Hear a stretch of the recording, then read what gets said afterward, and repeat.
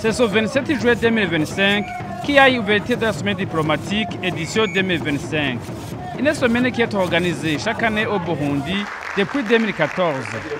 Les cérémonies d'ouverture de cette semaine diplomatique qui ont eu lieu dans l'après-midi de ce vendredi étaient présidées par Ferdinand Bashikako, secrétaire permanent au ministère des Relations extérieures et de la coopération au développement. Étaient conviés dans ces cérémonies l'école diplomatique et consulaire accréditée à Bujumbura, ainsi que les représentants des organisations internationales et régionales.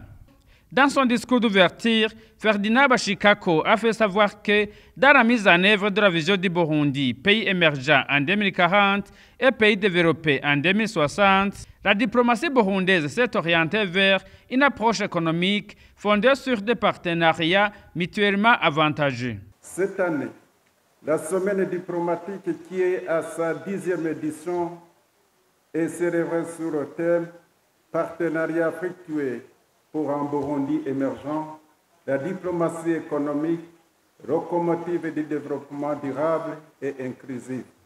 La stratégie nationale de la coopération et développement sert donc de cadre de référence en matière de coopération au développement et s'inscrit dans la droite ligne du plan national de développement 2018-2027 révisé et plus généralement dans la vision d'un Burundi pays émergent en 2040 et pays développé en 2060, plus précisément dans son 5e pilier dédié au partenariat fructueux.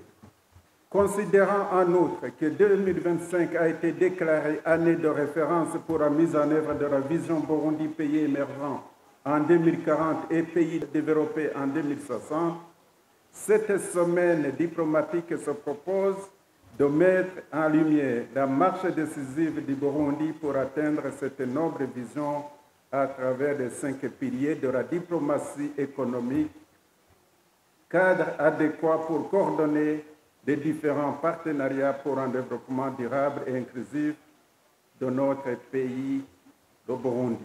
Vous noterez que la diplomatie burundaise a beaucoup évolué ces derniers temps et pèse aujourd'hui sur l'échiquier régional en président de COMESA et en occupant la vice-présidence de l'Union africaine pour la période 2025-2026. Le Burundi s'ouvre au monde avec un pragmatisme en mettant en avant ses atouts naturels, sa jeunesse dynamique et son climat d'affaires en amélioration. Je lance ainsi cet appel franc et chaleureux aux investisseurs internationaux. Le Burundi est une terre d'opportunités, un marché en pleine croissance et un partenaire fiable pour des investissements durables, responsables et porteurs d'avenir.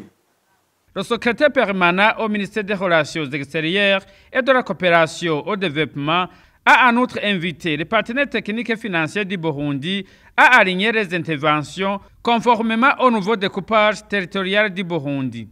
Bientôt, notre pays sera administré selon un nouveau découpage administratif conformément aux prescrits de la loi organique numéro 1/18 du 17 juin 2024 portant sur la réorganisation de l'administration communale.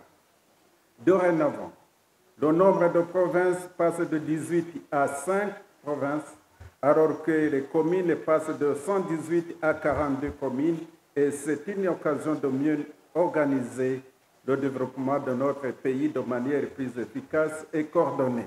J'espère alors que vos différents programmes de coopération ont été déjà adaptés à cette nouvelle donne administrative et qu'elle sera prise en compte dans l'élaboration de nouveaux programmes de coopération.